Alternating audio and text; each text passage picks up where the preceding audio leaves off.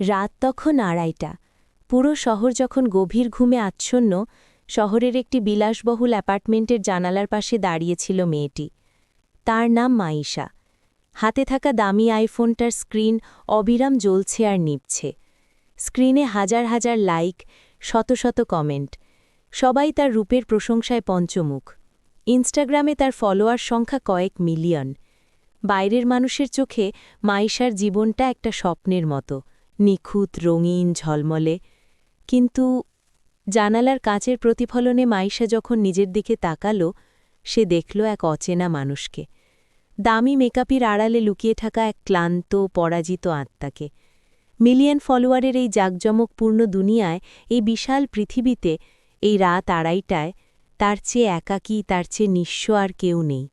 সে আয়নার সামনে দাঁড়িয়ে ভাবছিল, এই যে এত মানুষের হাততালি, এত ভালোবাসা, এগুলো কি সত্যিই তার জন্য, নাকি কেবল তার চামড়ার সৌন্দর্যের জন্য? যেদিন এই সৌন্দর্য থাকবে না, সেদিন এই মিলিয়ন মানুষ কোথায় যাবে? সে অনুভব করছিল তার বুকের ভেতরটা যেন একটা বিশাল শূন্য মরুভূমি। বাইরে থেকে সে যতই হাসুক না কেন, ভেতর থেকে সে তিলে তিলে মরে যাচ্ছে। মাইশার জীবনটা এমন ছিল না। সাধারণ একটা মেয়ে থেকে সোশ্যাল মিডিয়ার রঙিন ফাঁদে সে পা দিয়েছিল খুব ধীরে ধীরে। প্রথমে শখের বশে একটা ছবি, তারপর কিছু লাইক, তারপর মানুষের প্রশংসা। এই প্রশংসাগুলো ছিল একটা মাদকের মতো। মানুষের দৃষ্টি আকর্ষণ করার এই নেশা তাকে এমনভাবে গ্রাস করেছিল যে সে বুঝতেই পারেনি কখন সে নিজেকে একটা প্রোডাক্ট বা পণ্যে পরিণত করে ফেলেছে। প্রতিদিন সকালে উঠে তার একটাই চিন্তা থাকত, আজ কি পরবে, কিভাবে পোজ দিলে আরও বেশি লাইক আসবে। ব্র্যান্ডগুলো তাকে স্পন্সর করত, ডিজাইনাররা তাকে পোশাক পাঠাত। কিন্তু এই গ্ল্যামার দুনিয়ার একটা অন্ধকার দিক আছে। এখানে আপনার কোনো সম্মান নেই, আপনি কেবলই একটি শোপিস। মাইশা ধীরে ধীরে উপলব্ধি করছিল সে তার আত্মসম্মান, তার লজ্জা সবকিছু বিক্রি করে দিচ্ছে সস্তা কিছু ডোপামিন হিটের জন্য। এই রঙিন দুনিয়ায় নিজেকে মানিয়ে নিতে গিয়ে মাইশা অনেক কিছু হারিয়েছিল। সবচেয়ে বড় যা হারিয়েছিল তা হল তার রবকে, তার দিনকে। আলমারির সবচেয়ে উপরের তাকে ধুলো জমে থাকা কোরআন শরীফটা বছরের পর বছর খোলা হয়নি। জুম্মার দিন হয়তো মায়ের জোড়াজুড়িতে কখনো একটু নামাজে দাঁড়াত, কিন্তু তারপর আবার সেই ক্যামেরার ফ্ল্যাশ, সেই মেকআপ, সেই বেপর্দা জীবন। কখনো কখনো গভীর রাতে যখন তার ঘুম ভেঙে যেত, সে তার বুকের ভেতর এক অদ্ভুত অস্বস্তি অনুভব করত, একটা দম বন্ধ করা অনুভূতি। সে বুঝতে পারত তার রুহ বা আত্মা তৃষ্ণার্ত। তার শরীরকে সে দামি পোশাক আর পারফিউম দিয়ে সাজিয়েছে ঠিকই, কিন্তু তার আত্মাকে সে ক্ষুধার্ত রেখেছে। কিন্তু পরদিন সকালে ক্যামেরার সামনে দাঁড়াতেই সেই শূন্যতা সে আবার কৃত্রিম হাসি দিয়ে ঢেকে দিত। কিন্তু মানুষের জীবনে এমন একটা মুহূর্ত আসে যা সব কিছু উলটপালট করে দেয়। মাইশার জীবনেও সেই মুহূর্তটা এসেছিল। দিনটি ছিল বৃহস্পতিবার। মাইশা সোফায় বসে অনমনে ইনস্টাগ্রাম স্ক্রোল করছিল। হঠাৎ একটি পোস্টে তার চোখ আটকে গেল। খবরটা দেখে তার পুরো শরীর বরফ হয়ে গেল। তার খুব কাছের একজন পরিচিত সহকর্মী, আরেকজন জনপ্রিয় মডেল, গতরাতে এক মর্মান্তিক সড়ক দুর্ঘটনায় মারা গেছে। মেয়েটির বয়স ছিল মাত্র ২২ বছর। কাল সকালেও যে মেয়েটি তার নতুন ফটোশ্যুটের ছবি আপলোড করেছিল, আজ সে কাফনের কাপড়ে মোড়ানো। মাইশা স্তব্ধ হয়ে বসে রইল। তার হাত কাঁপছিল। সে মৃত মেয়েটির প্রোফাইলে ঢুকল। সেখানে এখনও মেয়েটির অসংখ্য বেপর্দা ছবি জ্বলজ্বল করছে। মানুষ এখনও সেই ছবিগুলো দেখছে, আর কবরের অন্ধকারে শুয়ে থাকা সেই হতভাগ্য মেয়েটির আমলনামায় অনবরত গুনাহ লেখা হচ্ছে। মৃত্যুর পরও গুনাহের এক অন্তহীন স্রোত। মাইশার মনে হল কেউ যেন তার মাথায় হাতুড়ি দিয়ে আঘাত করেছে। সে ফোনটা ছুঁড়ে ফেলে দিল ফ্লোরে, ২ হাত দিয়ে মুখ ঢেকে ডুকরে কেঁদে উঠল। সে ভাবছিল, যদি আজ রাতে ওই গাড়িতে আমি থাকতাম, যদি আজ আমার মৃত্যু হতো, আমি আমার রবের সামনে কি নিয়ে দাঁড়াতাম? এই মিলিয়ন ফলোয়ার, এই মেকআপ, এই বেপর্দা শরীর, এগুলোর কোনোটাই তো আমার কবরে যাবে না। সেদিন রাতে মাইশা আর ঘুমাতে পারেনি। সে পাগলের মতো বাথরুমে ছুটে গেল। কল ছেড়ে দিয়ে আজলায় পানি নিয়ে বারবার মুখে ছিটাতে লাগল। সে শুধু মেকআপ ধুয়ে ফেলছিল না, সে যেন তার এতদিনের নকল পরিচয়, তার সব পাপ ধুয়ে ফেলতে চাইছিল। সেদিন দীর্ঘ কয়েক বছর পর মাইশা অজু করেছিল। আলমারির গভীর থেকে বের করে এনেছিল তার মায়ের দেওয়া পুরনো ধুলো পড়া জায়নামাজটা। রাত তখন ৩টের কাছাকাছি। তাহাজ্জুদের ওয়াক্ত। চারিদিক নিস্তব্ধ। জায়নামাজে দাঁড়িয়ে যখন সে আল্লাহ আকবার বলে হাত বাঁধল, তার দুই চোখ বেয়ে অঝরে অশ্রু ঝরতে শুরু করল। সিজদায় গিয়ে সে আর মাথা তুলতে পারল না। মিলিয়ন মানুষের সামনে যে মেয়েটি বুক ফুলিয়ে অহংকারের সাথে হাঁটত, আজ সে তার রবের সামনে একজন ভিখারিনীর মতো লুটিয়ে পড়ল। সে ফুপিয়ে ফুপিয়ে কাঁদছিল আর বলছিল, ইয়া আল্লাহ, আমাকে ক্ষমা করে দিন। আমি রাস্তা হারিয়ে ফেলেছিলাম। আমি দুনিয়ার মোহে অন্ধ হয়ে গিয়েছিলাম। আমাকে ফিরিয়ে নিন আপনার কাছে। সে ভাবছিল, আল্লাহ কি এত গুনাহাগার কাউকে ক্ষমা করবেন? সে তো বছরের পর বছর নিজের শরীরকে মানুষের সামনে প্রদর্শন করেছে। কিন্তু ঠিক তখনই তার মনে পড়ে গেল কোরআনের সেই সুমহান আয়াতের কথা। মহান আল্লাহ পবিত্র কোরআনের সূরা জুমারের ৫৩ নম্বর আয়াতে বলেছেন, বলো, হে আমার বান্দাগণ, তোমরা যারা নিজেদের প্রতি অবিচার করেছ, আল্লাহর রহমত থেকে নিরাশ হও না। আল্লাহ সমস্ত পাপ ক্ষমা করে দেবেন। নিশ্চয়ই তিনি পরম ক্ষমাশীল, পরম দয়ালু। আয়াতটি যেন মাইশার ক্ষতবিক্ষত হৃদয়ে শীতল মলমের মতো কাজ করল। সে অনুভব করল তার রব তাকে তাড়িয়ে দিচ্ছেন না, বরং দুই হাত বাড়িয়ে তাকে আলিঙ্গন করার জন্য অপেক্ষা করছেন। সেদিন রাতের সেই সিজদা ছিল মাইশার জীবনের সবচেয়ে দীর্ঘ এবং সবচেয়ে শান্তির সিজদা।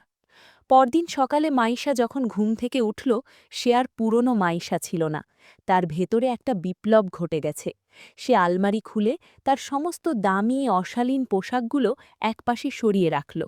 সে সিদ্ধান্ত নিল, যে শরীর মহান আল্লাহ তাকে এত সুন্দর করে বানিয়েছেন, তা রাস্তার সস্তা বিলবোর্ডের মতো সবার দেখার জন্য নয়। এই সৌন্দর্য কেবল তার রবের জন্য, তার আপনজনদের জন্য। সে স্মরণ করল ইসলামের স্বর্ণযুগের সেই মহীয়সী নারীদের কথা। সে ভাবছিল উম্মুল মুমিনিন মা আয়েশা রাদিয়াল্লাহু আনহা এবং জান্নাতের নারীদের সর্দার মা ফাতিমা রাদিয়াল্লাহু আনহায়ের লজ্জাশীলতার কথা।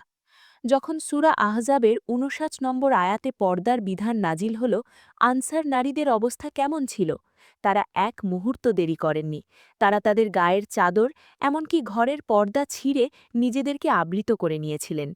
তাদের কাছে মানুষের দৃষ্টির চেয়ে, সমাজের ফ্যাশনের চেয়ে আল্লাহ এবং তার রাসূল সাল্লাল্লাহু আলাইহি ওয়াসাল্লামের নির্দেশ বেশি প্রিয় ছিল।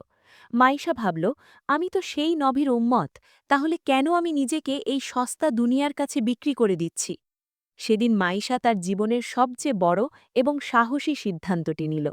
সে তার মিলিয়ন ফলোয়ারের ইনস্টাগ্রাম এবং ফেসবুক অ্যাকাউন্ট চিরতরে ডিলিট করে দিল। এক ক্লিকেই সে হারিয়ে ফেলল তার এতদিনের গড়া নাম, খ্যাতি, স্পন্সরশিপ, সবকিছু। কিন্তু তার কোনো আফসোস হল না, বরং বুক থেকে যেন একটা বিশাল পাহাড় নেমে গেল। সে বাজার থেকে নিজের জন্য কিনে আনল কালো রঙের ঢিলেঢালা আবায়া এবং একটি নিকাব। প্রথম দিন যখন সে নিকাব পরে আয়নার সামনে দাঁড়ালো, তার চোখে পানি চলে এসেছিল। তবে এই পানি হতাশার নয়, এটি ছিল স্বাধীনতার অশ্রু। হ্যাঁ, স্বাধীনতা। মানুষ মনে করে পর্দা মানে বন্দি দশা, কিন্তু মাইশা আজ প্রথমবার বুঝতে পারল পর্দা হলো একজন নারীর সবচেয়ে বড় স্বাধীনতা। তাকে আর মানুষের মন জয় করার জন্য পারফেক্ট হতে হবে না। তাকে আর সমাজ ঠিক করে দেওয়া বিউটি স্ট্যান্ডার্ড মেনে চলতে হবে না। সে এখন মুক্ত। সে এখন কেবল তার রবের একনিষ্ঠ বান্দী। কিন্তু এই রাস্তাটা এতটা সহজ ছিল না। সমাজ, বন্ধু-বান্ধব, এমনকি পরিবারের কিছু মানুষও তার এই পরিবর্তন মেনে নিতে পারেনি। কেউ বলতো মেয়েটা পাগল হয়ে গেছে। কেউ বলতো নিশ্চয়ই কোনো ডিপ্রেশনে ভুগছে, তাই এসব বোরকা-টোরকা ধরছে। পুরনো বন্ধুরা তাকে এড়িয়ে চলতে শুরু করল। পরিচিত লোকেরা যখন রাস্তায় তাকে নিকাব পরা অবস্থায় দেখত, তারা আর চোখে তাকাত, হাসাহাসি করত। মাইশার কখনো কখনো কষ্ট হতো, কিন্তু যখনই তার মন খারাপ হতো, সে নবীজির সেই হাদিসটি স্মরণ করত। ইসলাম শুরু হয়েছিল অপরিচিত অবস্থায়, আর অচিরেই তা আবার অপরিচিত অবস্থায় ফিরে যাবে। সুসংবাদ সেই অপরিচিতদের বা গুড়াবার জন্য। সে জানত সে এখন সেই গুড়াবা বা অপরিচিতদের একজন। দুনিয়ার মানুষের কাছে সে হয়তো তার জৌলুস হারিয়েছে, কিন্তু আসমানের ফেরেশতাদের কাছে সে এখন এক পরিচিত নাম। মানুষের কটূক্তি তার নিকাবের আড়ালে থাকা প্রশান্তির হাসিকে স্লান করতে পারেনি, বরং প্রতিবার যখন কেউ তাকে অপমান করত, তার ঈমান আরও মজবুত হতো। সে বুঝতে পারত এটাই তো সেই পরীক্ষা, যার কথা তার রব তাকে আগেই জানিয়েছিলেন। আজ মাইশা আর কোনো মডেল নয়, সে ক্যামেরার ফ্ল্যাশের সামনে দাঁড়ায় না, তার কোনো মিলিয়ন ফলোয়ার নেই, কিন্তু তার অন্তরে যে শান্তি, যে প্রশান্তি আজ বিরাজ করছে, তা পৃথিবীর সমস্ত সম্পদ দিলেও কেনা সম্ভব নয়। রাতের অন্ধকারে সে যখন তার রবের সামনে জায়নামাজে দাঁড়ায়, তখন তার মনে হয় সে পৃথিবীর সবচেয়ে সুখী মানুষ। সে তার শূন্যতা পূরণ করার জন্য সঠিক ঠিকানা খুঁজে পেয়েছে। সে বুঝেছে মানুষের হৃদয় কেবল তখনই শান্তি পায় যখন তা তার সৃষ্টিকর্তার দিকে ফিরে আসে। আমার প্রিয় বোনেরা, যারা আজ এই গল্পটি শুনছেন, হয়তো আপনাদের মধ্যে অনেকেই আছেন যারা মাইশার মতো একই দ্বন্দ্বে ভুগছেন। হয়তো আপনি সোশ্যাল মিডিয়ায় অনেক জনপ্রিয়, হয়তো আপনার ড্রেস আপ দেখে সবাই প্রশংসা করে, কিংবা আপনি ট্রেন্ডের সাথে তাল মেলাতে গিয়ে নিজের হিজাবটাকে ছোট করে ফেলেছেন, কিংবা একেবারেই ছেড়ে দিয়েছেন। একবার শান্ত হয়ে বুকে হাত দিয়ে নিজেকে প্রশ্ন করুন তো, আপনি কি সত্যিই খুশি? এই যে এত মানুষের অ্যাটেনশন, এত লাইক, কমেন্ট, এগুলো কি আপনার কবরে আপনার সাথে যাবে? এই সমাজ, এই দুনিয়া আপনাকে ব্যবহার করতে চায়। তারা আপনার সৌন্দর্যকে পণ্য বানাতে চায়। কিন্তু ইসলাম, ইসলাম আপনাকে রানীর মর্যাদা দিতে চায়। ইসলাম আপনার সৌন্দর্যকে সস্তা বিলবোর্ড থেকে সরিয়ে একটা মূল্যবান মুক্তার মতো ঝিনুকের খোলসে লুকিয়ে রাখতে চায়। আপনি হয়তো ভাবছেন, আমি তো অনেক দূরে চলে এসেছি, আমার তো অনেক গুনাহ, আল্লাহ কি আমাকে মাফ করবেন? বোন আমার, শয়তানের এই ধোকায় পা দেবেন না। আল্লাহর রহমতের দরজা মৃত্যুর আগ মুহূর্ত পর্যন্ত খোলা। আপনি এক পা রবের দিকে এগিয়ে তো দেখুন, তিনি দৌড়ে আপনার দিকে আসবেন। আজই সিদ্ধান্ত নিন, মানুষের দৃষ্টির চেয়ে আল্লাহর দৃষ্টিকে বড় মনে করুন। তওবার দরজা সব সময় খোলা। কে জানে, হয়তো আজকের এই ভিডিওটি আপনার জীবনের সেই টার্নিং পয়েন্ট হতে পারে, যার জন্য আল্লাহ আপনাকে এতক্ষণ অপেক্ষা করাচ্ছেন। ফিরে আসুন আপনার রবের দিকে, ফিরে আসুন সেই স্নিগ্ধতার দিকে, যা আপনার হৃদয়কে প্রশান্তিতে ভরে দেবে। গল্পটি যদি আপনার হৃদয়কে একটুও ছুঁয়ে যায়, যদি আপনার মনে হয় এই মাত্রাটি আমাদের সমাজের আরও অনেক বোনের শোনা প্রয়োজন, তবে ভিডিওটি শেয়ার করে দাওয়াতি কাজে অংশগ্রহণ করুন। ইসলামের এমন আরও অনেক বাস্তবধর্মী, হৃদয়স্পর্শী এবং প্রেরণাদায়ক গল্প শুনতে আমাদের চ্যানেল রিসালাতের গল্প সাবস্ক্রাইব করে আমাদের সাথেই থাকুন। আপনার একটি শেয়ার হয়তো বদলে দিতে পারে কারো জীবন, আর সেটাই হতে পারে আপনার জন্য সাদকায়ে জারিয়া। মহান আল্লাহ আমাদের সবাইকে দিনের সঠিক বুঝ দান করুন এবং ফিতনার এই যুগে আমাদের মা বোনদের ঈমান ও পর্দার হেফাজত করুন। আমিন।